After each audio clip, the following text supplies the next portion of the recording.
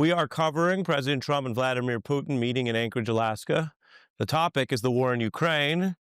Three countries engaged on this issue, but only two clearly present today. That mismatch hangs over this meeting with Ukrainian leaders not invited. This started around 3:30 p.m. Eastern in the United States time and East Coast. The U.S. representatives include Steve Witkoff, Donald Trump's special envoy, and Secretary of State Marco Rubio. Those are the top diplomats of the administration. We saw Trump and Putin shaking hands, flanked by F-22 Raptors. You can see it right there, hearty handshake embrace, and here's how the moment unfolded. President Putin, will you agree to a ceasefire? Mr. President, what's the message to Vladimir Putin? Mr. Putin, did you underestimate Ukraine? President Putin, will you stop killing civilians? It's called a photo opportunity for a reason, because we expect to hear from these leaders later, but in that moment, they are just showing the world that they are together and holding the meeting. We saw Putin and Trump go into the presidential limousine, the Beast. Now, that is a special treatment that you don't always see. Indeed, it's more common among traditional American allied states, say Britain or even France, but not usually Russia. They took a short ride, and the two leaders posed for a spray picture after the earlier organized photo you saw. Reporters shouted questions. That's their job. We all want that. We've got our own reporters there in the field, but as is typical before an actual bilat presentation, neither side there chose to take any questions or be sort of baited into making early news. In a display of support for Ukraine, some Alaskans came out to show solidarity with that country, which of course was invaded by Russia, to show signs and protests, some flags, messages of support. In Kyiv, Russia is on the attack still. Here was an air raid siren heard just earlier today.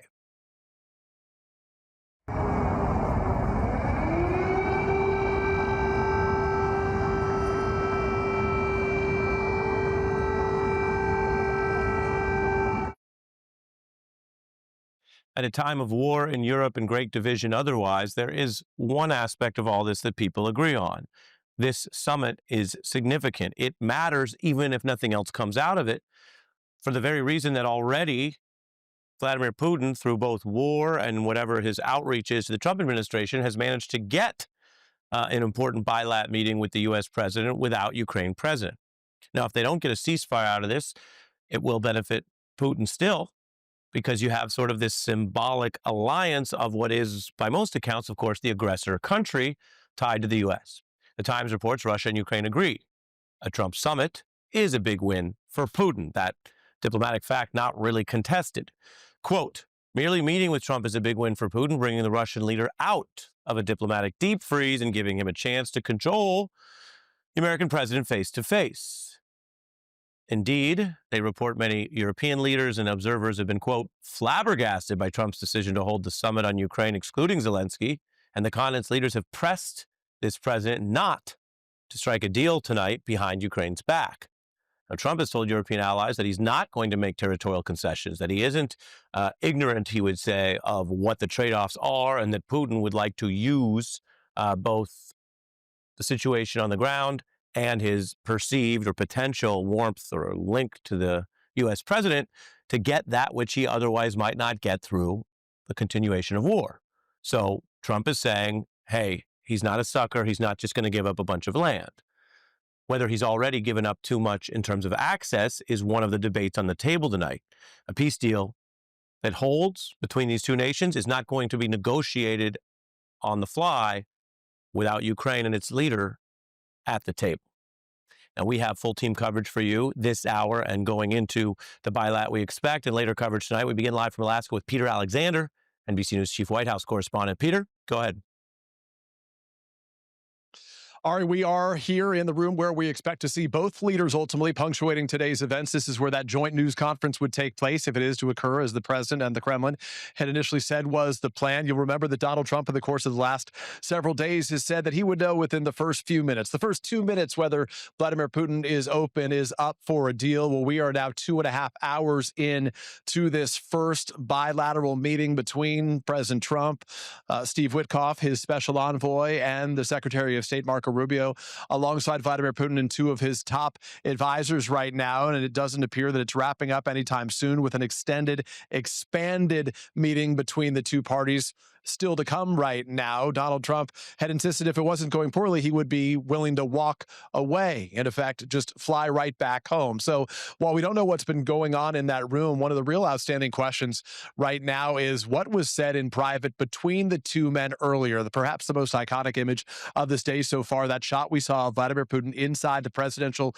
limousine, smiling and chuckling after the two descended the steps from their aircraft at about the same time. A royal, in effect, red carpet arrival celebration for Vladimir Putin. And you could tell by Putin's face, he appears to be enjoying this moment as much as Donald Trump did, in effect. Vladimir Putin, who for the last 3.5 years has effectively been in diplomatic isolation, facing sanctions, and being indicted as a war criminal by the International Criminal Court, now here alongside the President of the United States, just the two of them. And Ari, what struck me is while the focus certainly has been heavily on, in anticipation of this meeting, whether there would be a ceasefire. Donald Trump saying that he was not going to be happy if he left without a ceasefire today. As you listen to the Russian reporters in this area, including members of the Russian state media, they view this as something much larger than a conversation about the future of Ukraine. They view it as a broad conversation taking place between the U.S. and Russia on a series of topics beyond the extended war. Ari? Peter Alexander reporting from Anchorage, Alaska at the summit. Thank you. We want to bring in Ambassador Michael McFaul, who was the United States ambassador to Russia under President Obama, knows these issues well and all the players, and former Democratic Congresswoman Jane Harman, who was ranking member of the House Intelligence Committee and President Emerita of the Woodrow Wilson International Center for Scholars. Two people who have been inside the long road to this war, quite frankly, and Putin's growth and aggression on the European scale there. Peter Alexander, what do you think of the stakes tonight? What should we be watching for? And the concern that I quoted from European leaders and certainly inside Ukraine, that whatever this is occurs without Ukraine at the table. Well, Ari, if that's to me, I think Europeans are quite worried about this meeting. Ukrainians, I can tell you for sure, are quite worried about it. I've just been corresponding with some. And everybody wants this horrific, barbaric war to end. Everybody wants the war to end. There's no doubt about that. The question is, does Trump has a strategy to help make progress towards that? So far, his strategy has been to treat Vladimir Putin as if he's one of our closest allies. I mean, I used to work at the White House for President Obama. I've organized meetings for heads of state. I don't recall anything so elaborate for any leader in the world, let alone an indicted criminal, a barbaric dictator, somebody who, since Hitler and Stalin during World War II, invaded and occupied and annexed countries in Europe. That's who we're talking about here. And yet we're treating him as if he's some special ally and close friend of the United States. So if you're going to treat him that well, you're going to give him the red carpet, you're going to let him ride in the beast, the president's car, I hope you're getting something in return, Mr. President, because otherwise this seems like much ado about very little. Jane? Yeah, if I could just add to that, it's a baffle performance by an A-plus performer, our president, but leading to what? So far, Putin is winning. The media in Russia is going crazy. This is a huge opportunity for him after invading a sovereign country, despite all his promises, since 1994. Let's keep that in mind. It's not just this president who's been played by Putin. It's 5 presidents who've been played by Putin. Trump doesn't apparently notice, but it's also that the entire world is watching. Trump likes that. And the entire world thinks the outcome should be different. The good news is that Trump did meet with European allies, and he did meet with Zelensky by Zoom before this meeting. And he said he will debrief Zelensky and meet with him following this meeting. That's good. And they've abandoned the one-on-one closed door meeting that they were supposed to have, and they'll have their two, I guess, aides each in this room. One thing to notice, at least I'm noticing, is that Pete Hegseth, our at the Department of Defense is not Defense Secretary. included Yep. in the, in the delegation, despite the fact that security is a huge topic here. Right. He's a defense secretary, so war meetings, which involve historically U.S. funding and support at the Ukrainian armaments, would be relevant. It speaks to some of the fissures, perhaps, as you're alluding to in Trump's cabinet. It's important what Jane reminds us that you can have multiple bilats, you have multiple meetings.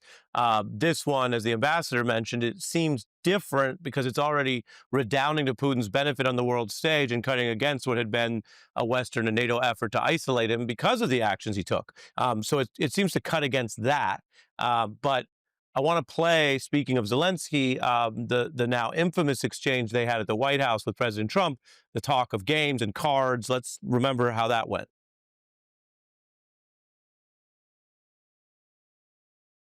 I think they're pulling that up. Yeah. You're right now not in a very good position.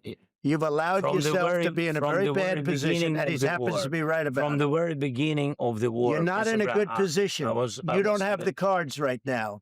With us, you start having not cards. playing But cards. right now, you don't. I'm Yeah, very you're playing serious, cards. Mr. President. You're I'm playing very cards. serious. You- Ambassador, what is your sense of those two men's relationship now, given their recent conversations and how Zelensky has to be integral to anything other than the status quo that might come out of tonight? Well, first, Ari, thanks for playing that to remind everybody just how disrespectful President Trump was to the democratically elected leader of Ukraine, whose country was invaded by the guy that he's greeting with the red carpet today. I think the contrast is just striking and, to me, embarrassing. I applaud President Trump for trying to end this war, and you have to talk to Putin to do it, but you don't have to check your values at the door to do that. Now, to your question, I do think their relationship has improved. They had a better meeting in Italy.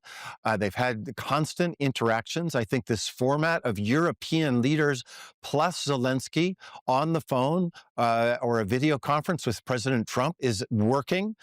Some of those European leaders are people that have relationships with President Trump, including, by the way, the president of Finland, who has a particularly strong relationship with President Trump. So I think that's working, but you cannot have a negotiation about the terms of a peace treaty or even a ceasefire without the Ukrainians in the room. And the idea that you had to meet with Putin first, I just think was wrong. And I hope, therefore, it does lead to another meeting, a trilateral meeting. That's what the president has said. But why wouldn't you have started with that in the first place? And why wouldn't you give President Zelensky this kind of greeting when he came to the United States? The contrast, I think, is just really striking and I think deeply unbecoming. Ambassador McFaul and former Congressman Harman, thank you to both of you. Coming up, we are going to dig even deeper into what Zelensky and his allies are trying to figure out. Also later, NBC's Richard Engel will be reporting for us live from Ukraine to understand what's happening again in the affected war region. Andrea Mitchell also here. We'll be back in 90 seconds.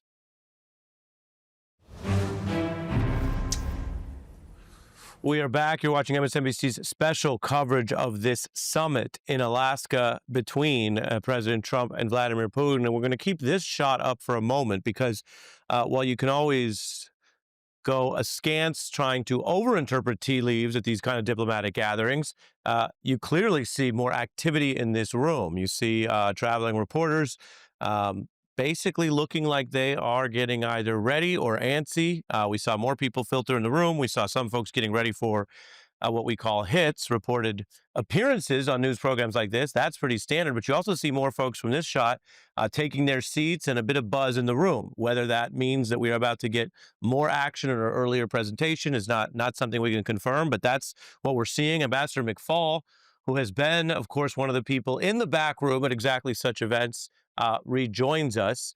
And Ambassador, I want to play a little bit of what we heard from Zelensky when he discussed his goals and his reference to the security guarantees that he would want. Take a listen.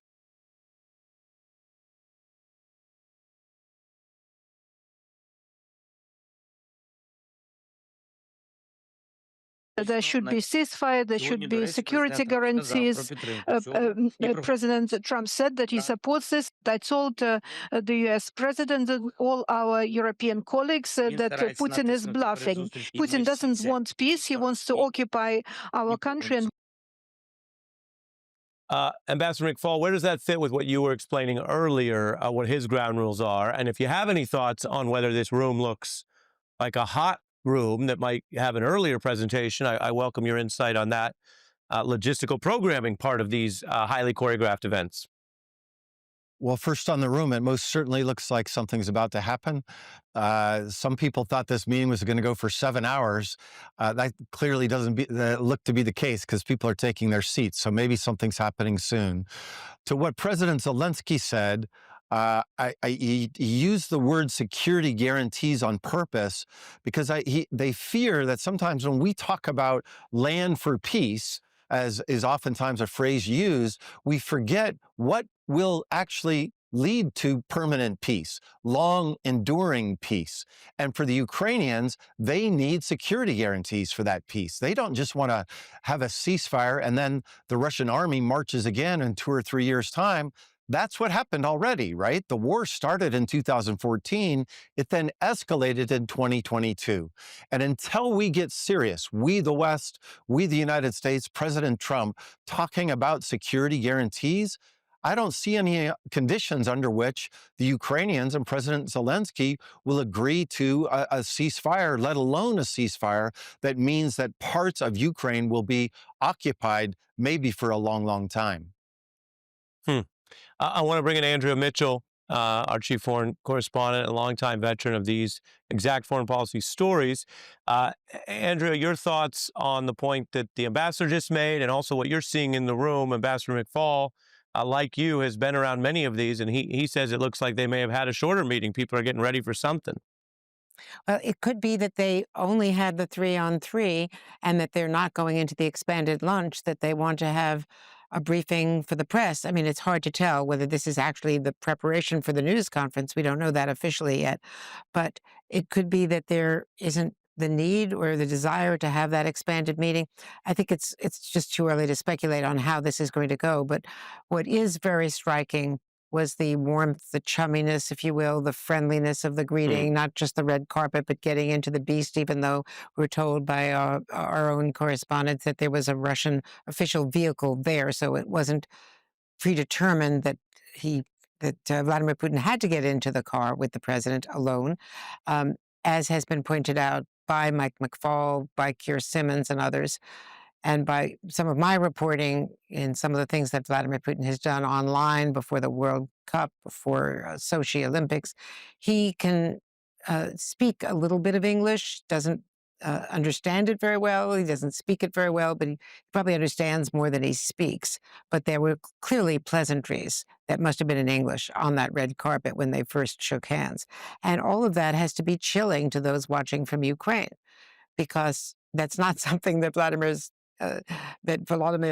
Zelensky had at the White House last February, when he was literally escorted out without being given lunch and not signing the rare earth minerals agreement that was on the table for him to sign in the East Room after the meeting in the Oval Office. So there's just, I mean, they patched it up after that with a lot of coaching from Keith Starmer, the UK Prime Minister, and others of the European allies, getting Zelensky more in tune with how he has to also flatter Vladimir Putin while still being loyal and honest to his Ukrainian principles, which is that Russia invaded Ukraine. And what is so striking to me is that for all of the criticism and disappointment and frustration that President Trump has expressed over the last couple of weeks only with Vladimir Putin for refusing to agree to a ceasefire, for continuing to, hammer Ukraine with missiles and drones.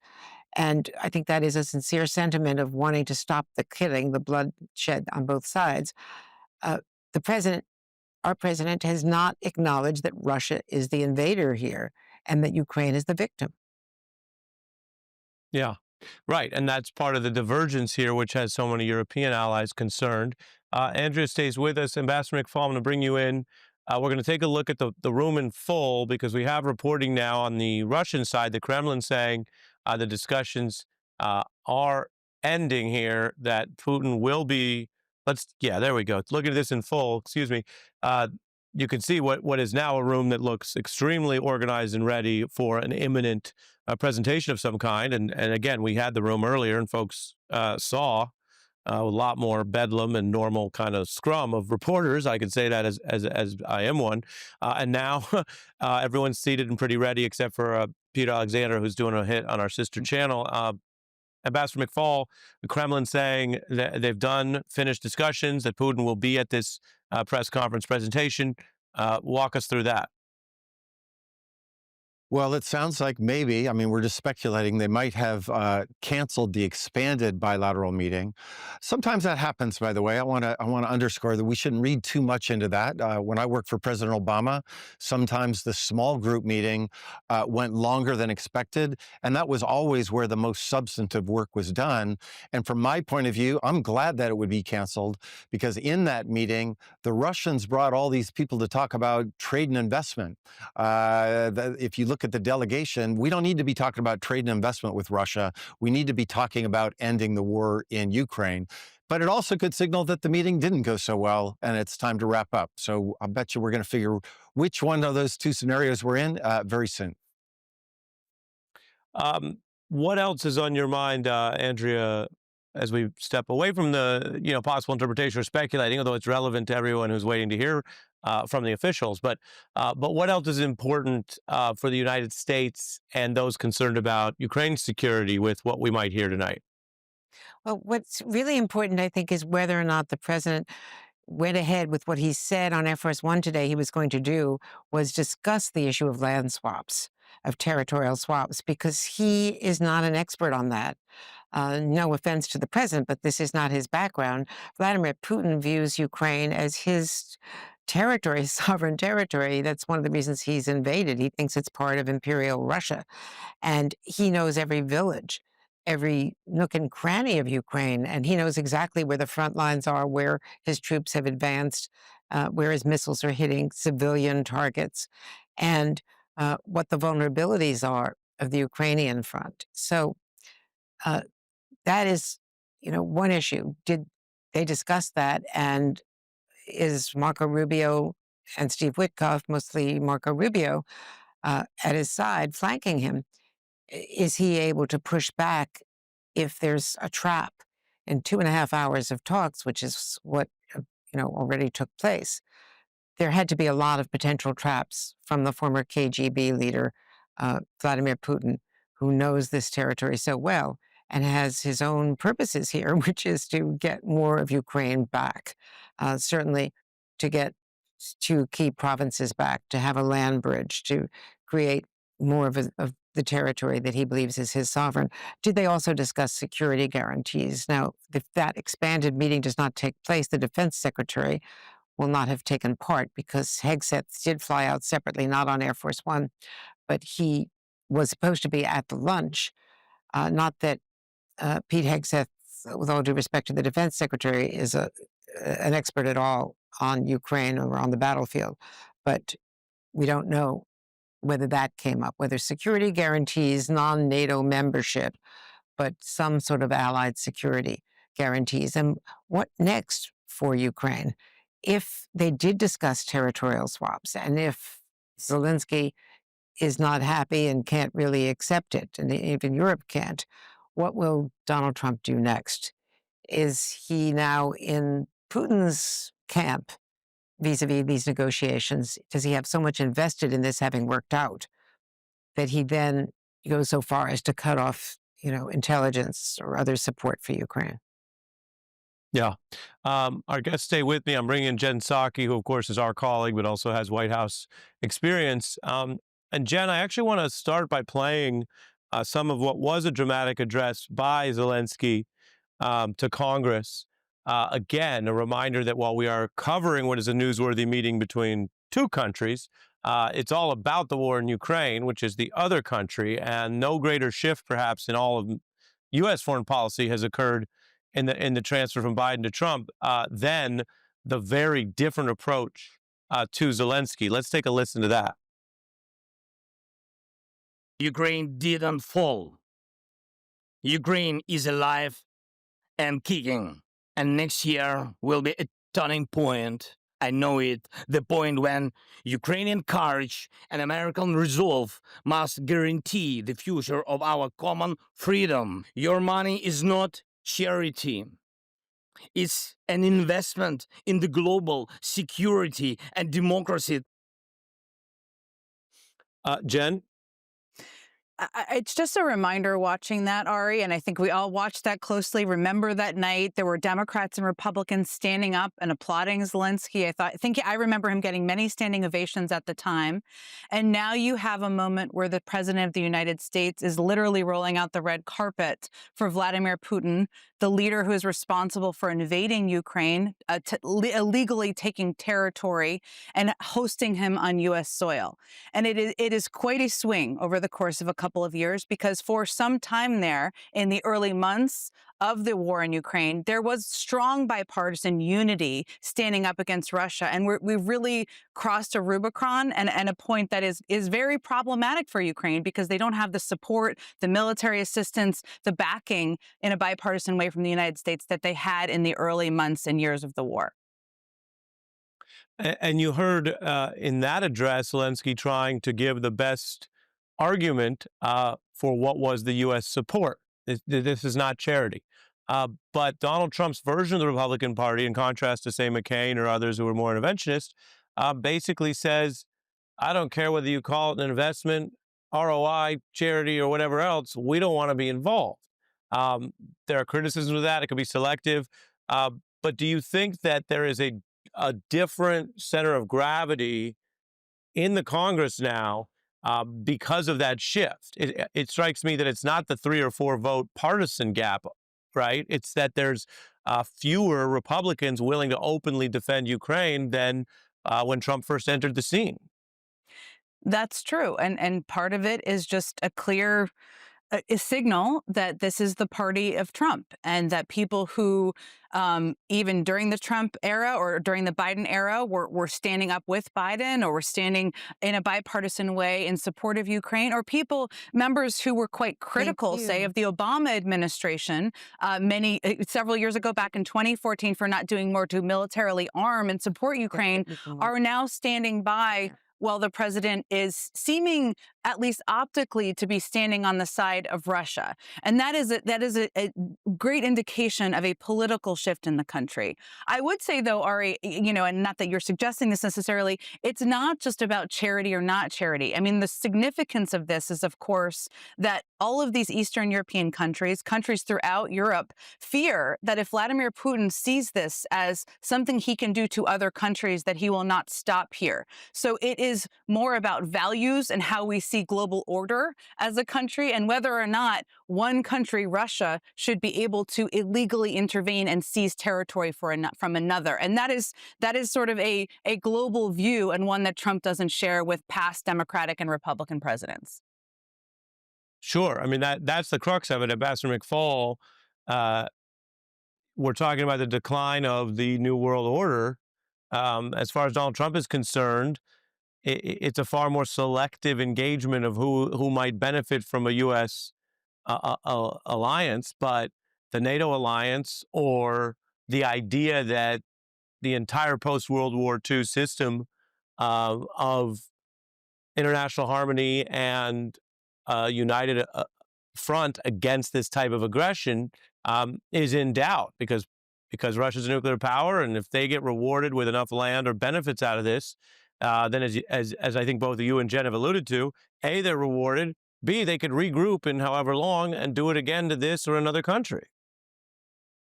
I agree 100% with what Jen just said. First, the tea leaves, just because we're doing the tea leaves of the meeting.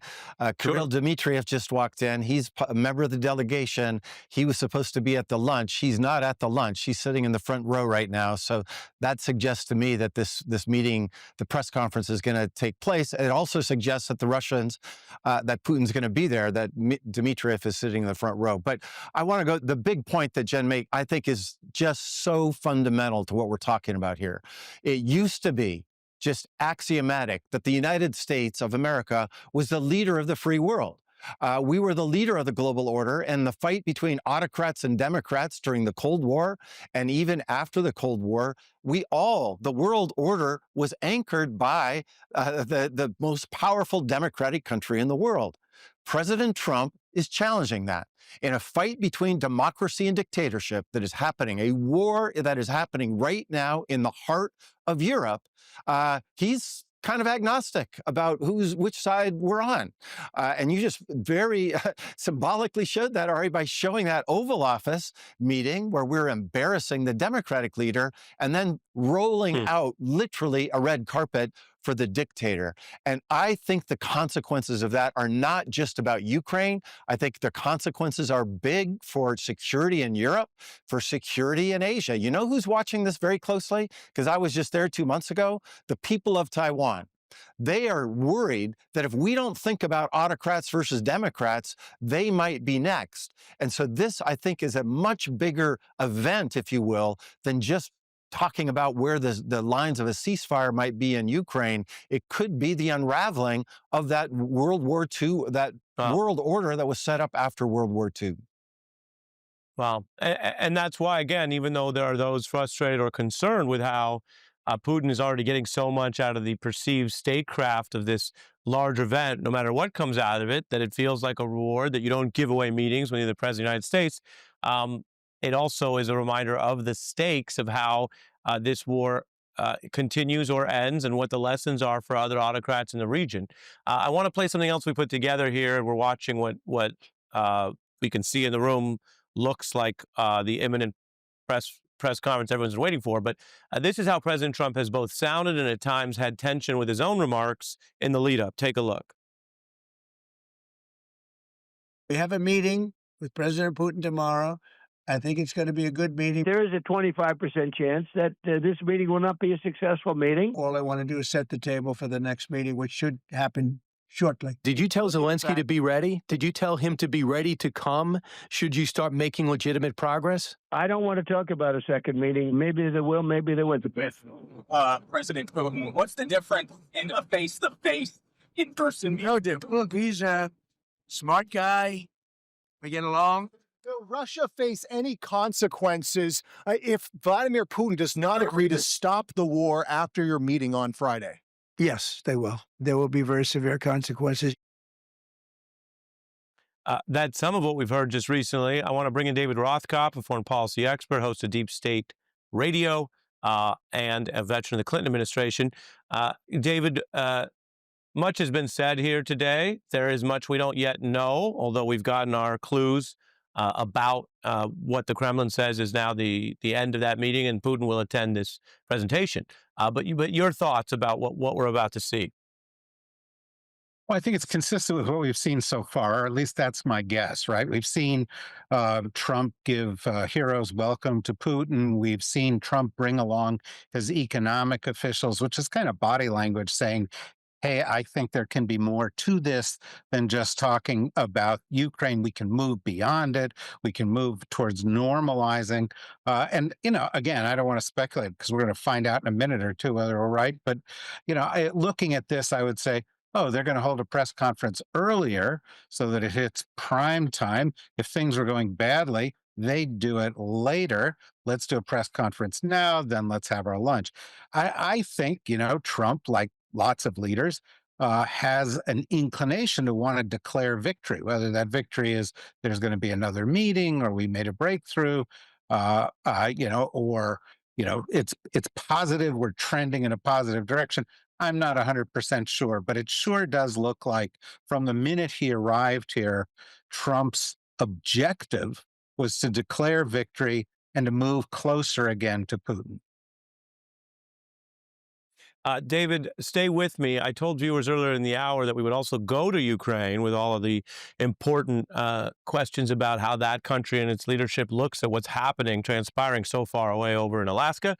And now we have Richard Engel, NBC News chief foreign correspondent, host of MSNBC's On Assignment with Richard Engel, who has been reporting on all of this.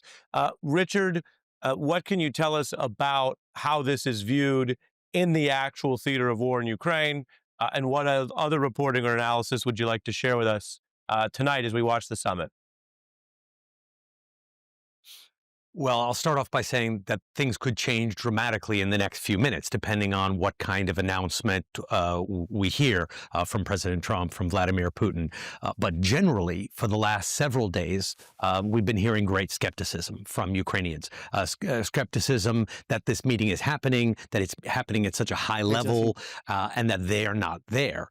This, at the end of the day, is all about Ukraine. Russia is still occupying about 20% of this country. And that's what it's all about. It's about how to come to a ceasefire and how much, if any, or all of that 20% of Ukraine does Russia get to keep? What is the price of a ceasefire? Does Russia pull back some of its forces? Does it return land that it took by force to Ukraine? Russia has said previously it would never do that. Vladimir Putin has said that the land that it captured in Ukraine is now permanently part of Russia, annexed to the motherland, and that it will never be returned. Is he now changing that position, or are the battle lines going to remain fixed? So Ukrainians are watching to see what their future borders are going to be, and they're watching this announcement come in Alaska, potentially quite soon, from Vladimir Putin and President Trump, and they're not there. Now, we might not get that kind of announcement. We might not get that kind of clarity. We may only hear that there's going to be future meetings or that there's been some sort of ceasefire. But at the end of the day, this conflict all boils down to territory. That's what it was about from the beginning. That's what it remains about. And that's what Ukrainians really want to know. If they will welcome a ceasefire, no doubt. If it means that fewer people are dying, it means that fewer Ukrainians have to go to the front lines and risk losing life and limb. But they really want to know how this ends and what happens to these border towns, what happens to the areas under Russian occupation. Will they ever go back to Ukraine, or is that, are they being gifted effectively from Ukraine's perspective to the aggressor, to Russia? Does this summit's existence and the last 200 plus days of the Trump administration leave Ukrainians feeling like they have tangibly, significantly less support than under the prior administration? You know, that's a very good question. And generally, yes, but the answer is more complicated. Generally, Ukrainians liked the Biden administration. They liked President Biden, but they didn't believe that the Biden administration gave Ukraine enough help to get it over the line. They felt always that the Biden administration helped Ukraine just enough, but that it never gave them the amount of weapons or support that Ukraine really would need to turn the tide of the war, so that it kept them in the fight, but never equipped them enough to win the fight. So that is support, but it's the kind of support that leads to injuries, leads to deaths, leads to resentment. So people here have generally positive feelings about President Biden, but also this deep resentment that he never really helped this country enough to win, that he was always too afraid of Vladimir Putin, overestimated Vladimir Putin. On President Trump, they have confused emotions. Sometimes he is very pro-Ukraine. Other times he's humiliating the Ukrainian president. Sometimes he's sending weapons. Sometimes he's cutting off intelligence. They don't really trust him. I was speaking to a woman earlier today who said that she was very nervous about what was happening in Alaska, because she said that look who's deciding Ukraine's future. Ukraine's enemy, and someone who has not been consistently pro-Ukraine, someone who they don't trust. So this has been a rough road for Ukraine under both administrations. One under President Biden, that they were receiving help, but as I said, not enough to really change the tide of the war. So they kept sending their sons and daughters into battle and not moving the front lines very often. And President Trump, who blows hot and cold. Very interesting, especially when we hear your reporting of how that's interpreted on the ground, with a lot of countries around the world having an impact by either acting or by their inaction on the actual safety or life of the people of this country, Ukraine. My final question to you, I guess, is the most difficult or attenuated. Given everything we've learned, given what Ukraine has been through, and given Putin's approach, What do people in Ukraine, from your reporting, expect if there is a ceasefire or a supposed end to this? Do they believe that okay is breathing room, or do they think it could have finality, given that Putin seems emboldened and could come back around, as other experts were discussing tonight? Is there a real end possible, or is it just better than the war? An excellent question, and again, it requires a complex answer.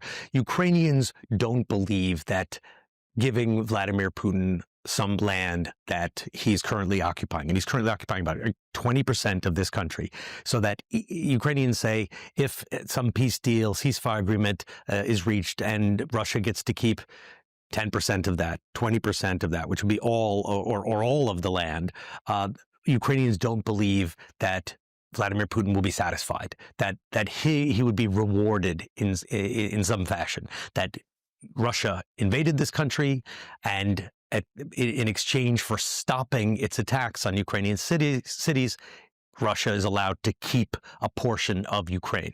Ukrainians feel that fundamentally that dynamic rewards Vladimir Putin and emboldens him, and will embolden him to take more territory. But that's their belief in principle. In practical terms, Ukrainians have been fighting. They've been fighting hard for the last 3.5 years. They are now facing nightly drone attacks, attacks by glide bombs, attacked by weapon systems that continue to get more lethal and more sophisticated, and they have not been able to push out Russian troops from those last 20%. So they don't want to reward Vladimir Putin, but despite what I think many have recognized as the heroic efforts from the Ukrainian people and from the Ukrainian military, they have not been able to push out the Russians from this last 20% of the country. So what choice do they have but to take some sort of ceasefire and hope for the best? What Ukrainian government officials and military officials tell me, what they hope the way to have a lasting ceasefire is to take a ceasefire, potentially cede some territory, and then get as many security guarantees as is humanly possible to make it very difficult, if not impossible, for Vladimir Putin to invade again. So that means potentially international monitors, many more weapon systems, fencing along the border, an international system to monitor the ceasefire, and a real commitment from the United States and Europe to make sure this kind of thing doesn't happen again. I think that would leave this war. It would be an unsatisfying end for Ukrainians, because they would still have to say goodbye to potentially up to 20% of their own country. But if there were security guarantees, at least they could feel more secure in the 80% of the country still left to them. Richard Engel reporting there overnight in Ukraine. Thank you very much for the reporting and your answers as we apply that to what we're about to hear. Our thanks to Richard Engel. We'll take a look at the room here.